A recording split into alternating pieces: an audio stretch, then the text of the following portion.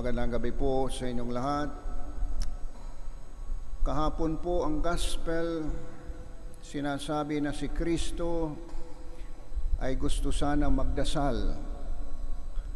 Kaya lang po naudlot ang kanyang pagdadasal dahil po nagdatingan ang libu-libong mga tao na gustong humingi ng healing sa kanya. At pinagbigyan ni Lord, ginaling niya ang mga may sakit at pinakain pa nga ang mga tao dahil late na sa hapon. Pinakain niya ang libu-libong mga tao. Kaya pagkatapos, sinabihan po ang kanyang mga apostoles, sinabi niya sa kanyang mga apostoles, mauna na kayo doon sa kabilang ibayo, at the other side of the sea. At pinauwi na rin niya yung mga tao dahil medyo late na. So ang nangyari po ay dito sa banal na ebanghelyo, sinabi na nakapagpatuloy ang ating Panginoon na makapagdasal. At siya'y umakyat ng konti sa bundukin. At habang po siya'y nagdadasal at nagme-meditate at nakipag-usap sa kanyang amang nasa langit, nakita niya po na ang sasakyan o boat o yung bangka na sinasakyan ng mga apostoles ay nagkakaroon ng problema dahil malalakas ang alon. Dito naman nakita ni Lord na kailangan ng tulong ang mga apostoles. At dito po natin makikita, the Lord is always ready to help. Hindi na kinakailangan nga na magsisigaw pa tayo. So ang ginawa ni Lord, bumaba po sa bulubundukin at siya'y naglakad sa tubig ng dagat. At paglapit niya doon po sa sasakyan ng mga apostoles, akala ng mga apostoles ay multo. Naniniwala pala sila sa multo. Pati si Kristo naniniwala din po sa multo. Kaya ang sabi niya, Hindi ako multo. It is I. Have courage. Ako ito, si Kristo. Kaya ang sabi ni Peter, Lord, kung ikaw yan, sabihin mo na ako'y maglakad din papunta dyan, maglakad sa tubig. Kaya ang sabi ni Lord, sige, halika, maglakad ka.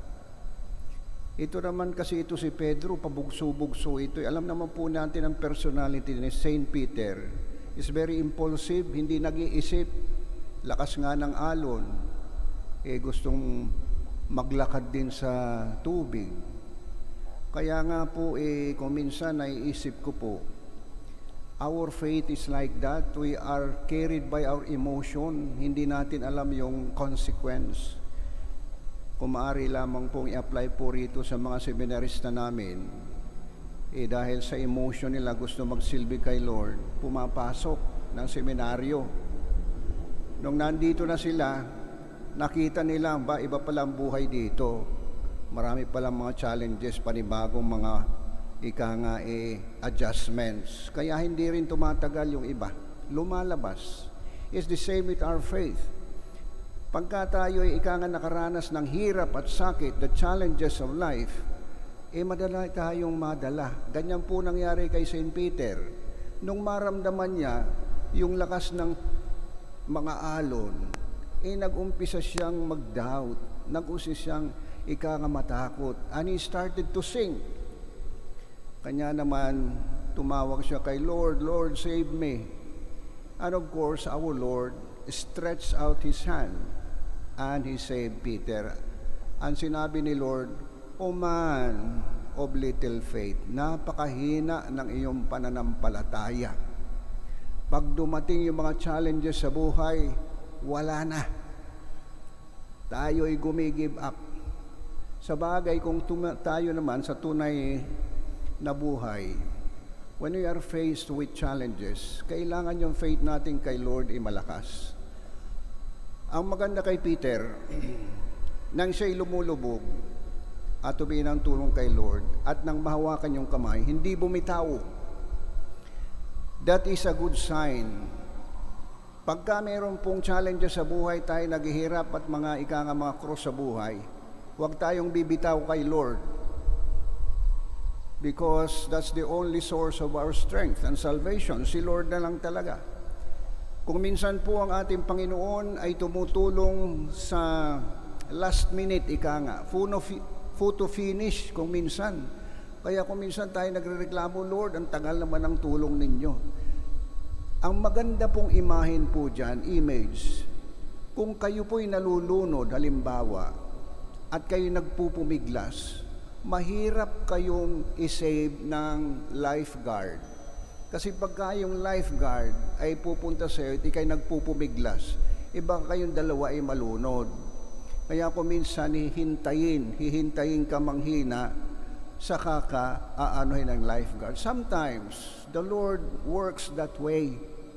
Hanggang sa ikay sumurrender na, and let God be the one to save you. Sometimes it's like that.